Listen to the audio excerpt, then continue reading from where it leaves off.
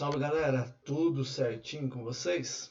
Então vamos lá, nossa videoaula dessa semana, conforme eu já havia comentado com vocês na live, ela será uma resolução de atividades e alguns comentários acerca, do fechamento da unidade sobre as revoluções burguesas. Até por isso essa imagem aí do quadro do Delacroix, A Liberdade Guiando os Povos, né? Esse é um quadro uma imagem muito utilizada, né, para se referir aí especificamente a um quadro da Revolução Francesa, né, mas não deixa de tratar aí das revoluções burguesas, né, e de todo o processo revolucionário que ocorreu aí pelas mãos dos burgueses, principalmente a partir, né, da Revolução Francesa, né?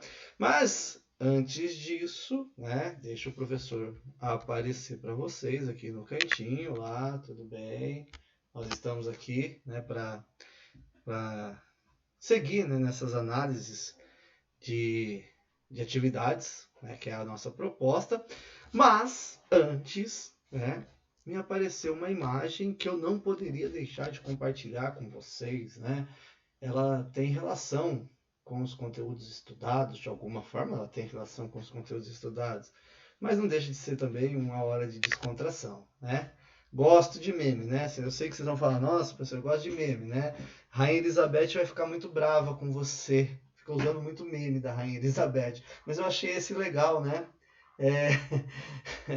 Fazendo aí uma brincadeira com a longevidade da grande Rainha Elizabeth II da Inglaterra, né? Aquela que sobrevive a tudo, né? Sobrevive a todas as mazelas, não só do século XX, né? E do século XXI, porque nós estamos no século XXI, e ela está passando de boa aí, e passou de boa, né? A pandemia do coronavírus lá na Inglaterra, esse negócio já está diminuindo, né?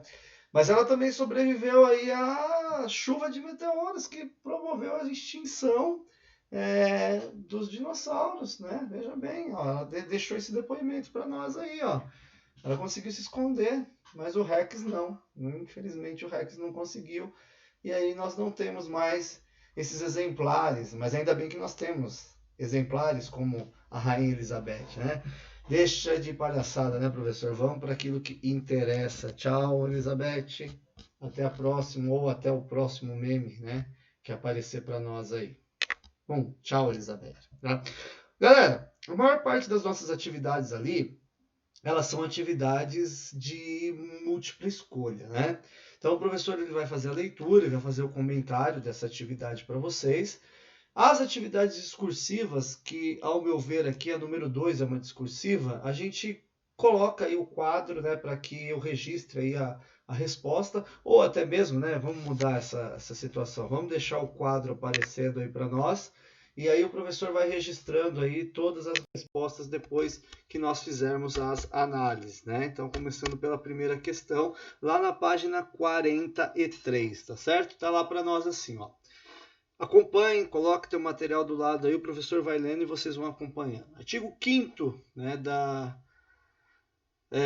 do texto para a gente ler ali, né?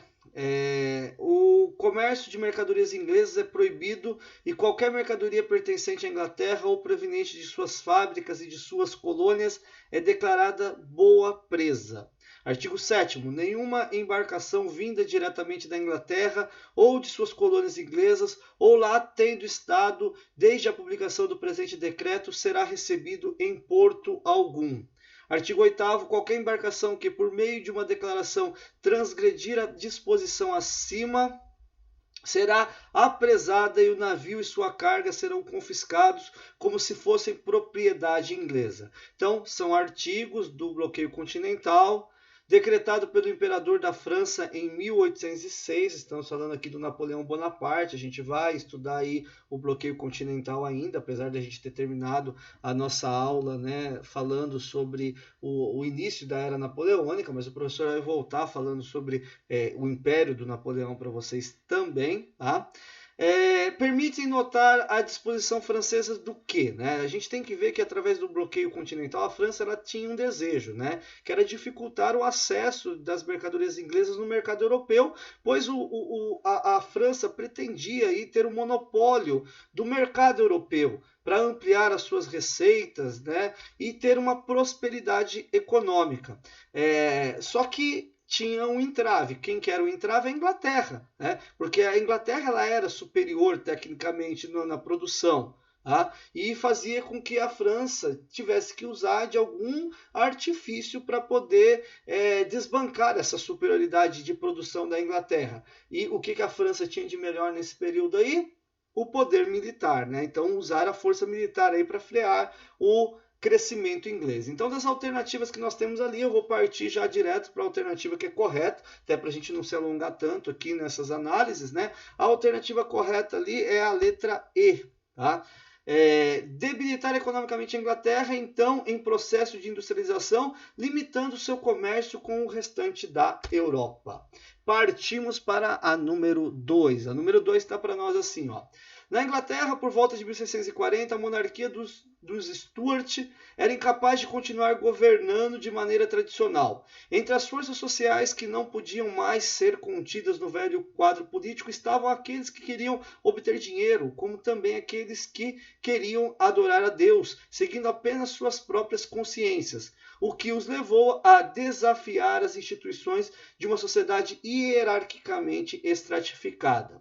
Então aí nós temos duas questões para responder, né? A letra A, primeiramente, tá?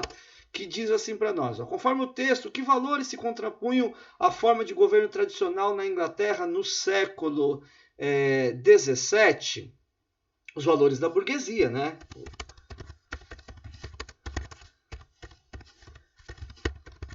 Quais eram os valores da burguesia? Eram valores que queriam que não houvesse a intervenção do Estado na economia, que se posicionavam, né, ou que necessitavam da não intervenção do Estado na economia. Opa, faltou o D. Estado aqui com letra maiúscula.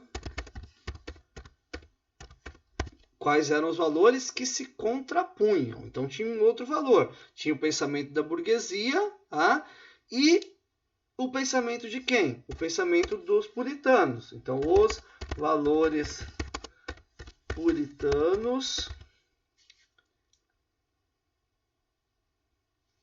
que se contrapunham ao anglicanismo.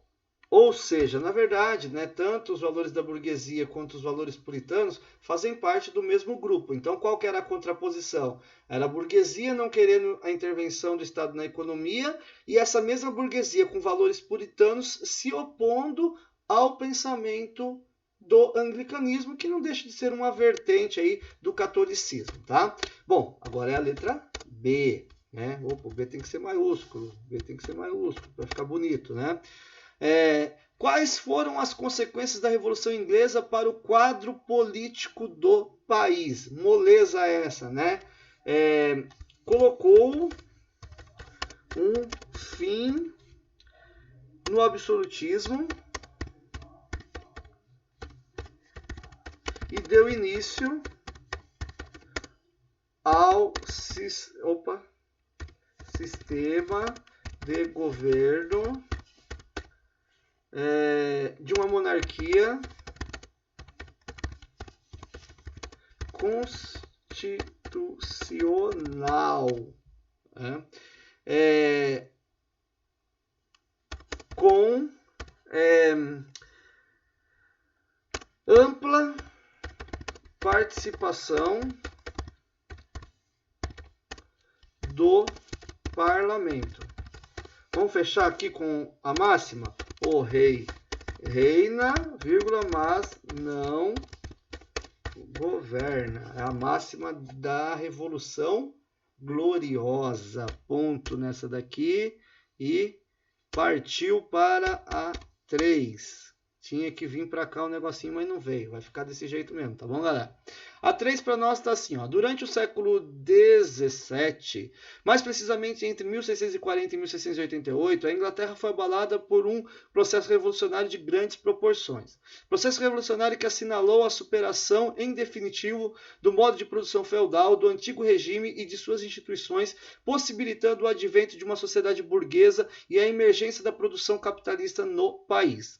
Então, sobre o processo revolucionário a que o texto faz referência, o que é correto afirmar? Né? Ou é correto afirmar que a gente observou ali que o que está sendo feito menção para nós é a Revolução Inglesa, né? Mais especificamente falando do período onde aconteceu a Revolução, onde se deu início ali, né? A Revolução Puritana. Tá? Então se estabeleceu uma guerra civil, né, liderada pelos puritanos, que desejava o fim da dinastia dos Stuarts em virtude aí das tentativas de implantação de um absolutismo monárquico na Inglaterra. Né?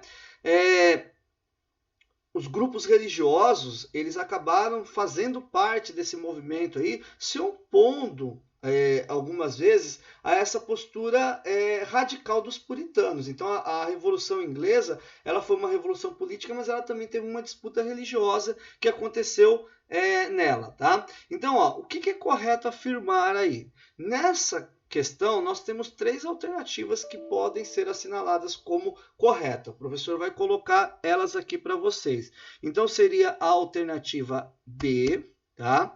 Vamos pôr maiúsculo para ficar legal, né? A B, que diz que durante a República Puritana, o maior destaque que no plano externo são dos atos de navegação, através dos quais se consolidava a hegemonia da frota mercante inglesa. Também é correto a C, que diz para nós que o parlamento, durante a República Puritana, atuou em defesa da expressão política e dos interesses econômicos dos militares e dos burgueses que ocupavam os cargos públicos. E também é correta a E. A E que coloca para nós, com a Revolução Gloriosa, o absolutismo foi substituído pela monarquia constitucional, em que a realeza ficava controlada pelo parlamento, tendo o novo rei assinado a Declaração dos Direitos, ou a Bill of Rights. A quarta questão agora, meus queridos. A Revolução Inglesa de 1688 foi uma revolução, tá? Então, vamos relembrar, uma revolução que foi marcada, né, pelo estabelecimento do parlamentarismo na Inglaterra, tá? É uma revolução que levou aí a burguesia a chegar ao poder. Portanto, quando nós falamos da Revolução Inglesa, nós estamos falando de uma revolução liberal burguesa que estabeleceu o princípio do governo parlamentarista, né? No caso, uma monarquia parlamentar. Alternativa correta, então, letra E, né? Uma revolução liberal, burguesa e parlamentar. Próxima questão, a 05. Vamos fazê-la, então, aqui. Tá? Bom, a 5, às vésperas da Revolução Francesa, com o fracasso da Assembleia dos Estados Gerais, membros do Terceiro Estado se reuniram no Salão de Jogos do Palácio Real, onde fizeram o juramento da Sala de Pela, que foi o compromisso. Tá? Então, a questão nos remete, né, ao acontecimento, né, de quando aí o Terceiro Estado, que era formado pela burguesia e pelos seus culotes, aí, eles não concordaram com os encaminhamentos das discussões da Assembleia dos Estados Gerais e convocaram a Assembleia Constituinte. E qual que foi o descontentamento ali, ou a divergência? No sistema de votação. Né? Enquanto o primeiro e o segundo Estado queriam a votação por Estado, o terceiro Estado queria a votação por membro que compunha a Assembleia dos Estados Gerais. Tá? Então, esse compromisso jurado no juramento da Sala de Pela estabeleceu que compromisso? Né? Compromisso da elaboração de uma Constituição, a alternativa A. Né? A burguesia e os seus culotes, eles tinham um compromisso ali de elaborar uma Constituição para a França. A questão 6, vamos lá. Um povo, diz Grotius, pode entregar-se a um rei. Segundo Grotius, um povo é, pois, um povo antes de se entregar a um rei. Essa doação é um ato civil, supõe uma deliberação pública. Antes, portanto, de examinar o ato pelo qual o povo elege um rei, seria bom examinar o ato pelo qual o povo é um povo. Porque esse ato, sendo necessariamente anterior ao outro, constitui o verdadeiro fundamento da sociedade, trecho aí do Rousseau, né, no Contrato Social, lembrando que o iluminismo ele fez a base de sustentação da Revolução Burguesa, ou das revoluções burguesas, né? A base teórica, né, das revoluções burguesas, estando muito presente na Revolução Francesa. Então, na Revolução Francesa de 1789, uma categoria histórica aparece renovada pela experiência revolucionária. A experiência do povo se contrapõe à ordem tradicional que vigorava na França, desde o período medieval.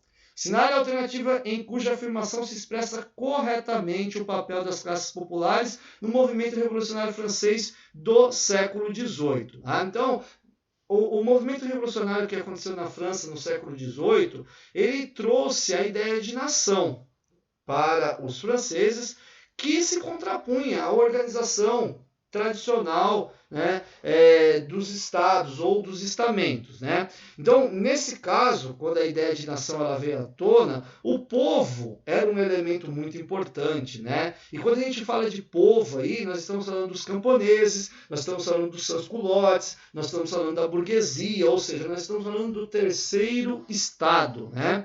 Esses diferentes grupos, eles tinham a mesma demanda, a princípio a mesma demanda, que era reduzir o poder absoluto da monarquia, acabar com os privilégios do primeiro e do segundo estado, né? E para isso, né, criou-se ali a ideia da igualdade jurídica, né, no qual, né, todos estavam iguais perante a lei, né, Declaração Universal dos Direitos do Homem e do Cidadão.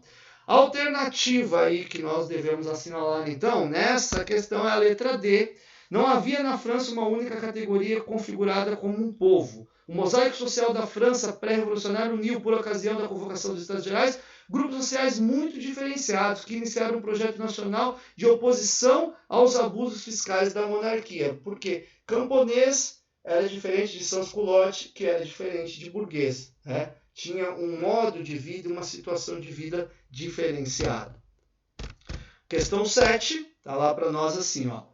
Marchemos, filhos da pátria, o dia de glória chegou, contra nós a tirania, o estandarte sangrento levantou.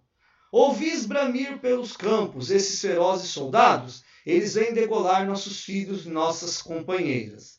Trecho da Marselhesa, né? O hino da França, o hino nacional da França, a música que os revolucionários franceses cantavam pelas ruas de Paris, né? Então, o texto citado é uma estrofe que compõe a Marselhesa, o hino nacional da França, composto em abril de 1792 por Roger de Lisle.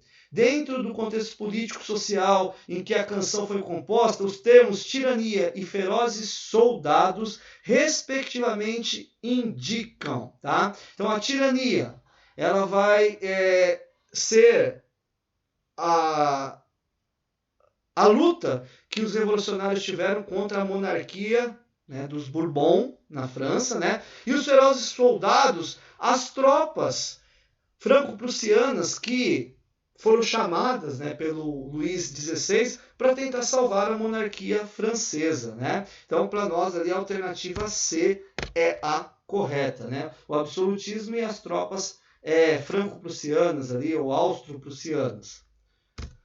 A questão 8, para a gente finalizar esse momento, né, com quase 20 minutos já de aula rolando, mas o professor promete que estamos no finalzinho, é a última dessa análise aqui.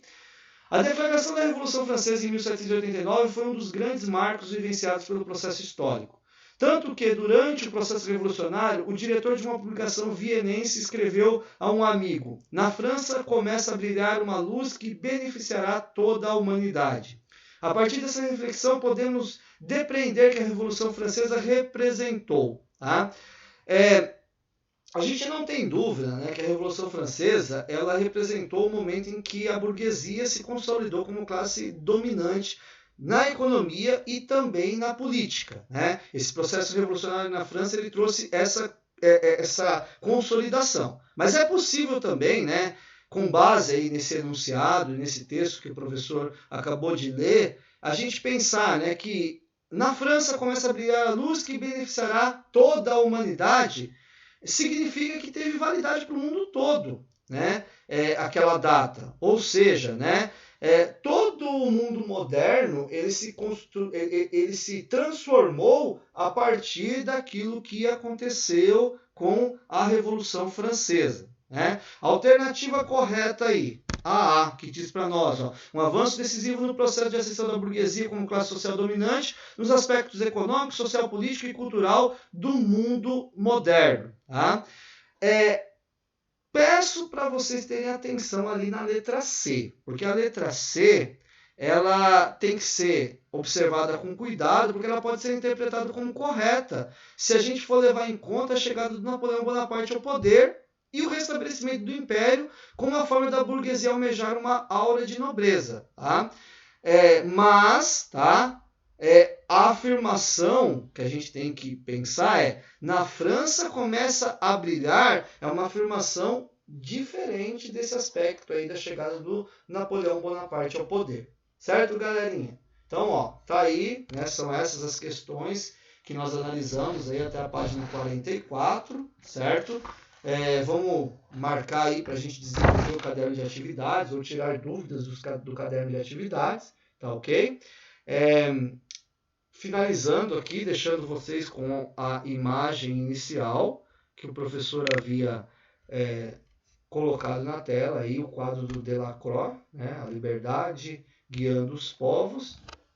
Qualquer dúvida, deixe registrado aí e na nossa aula ao vivo vocês podem conversar com o professor. Bom, muito obrigado aí, um abraço para todo mundo. Até mais.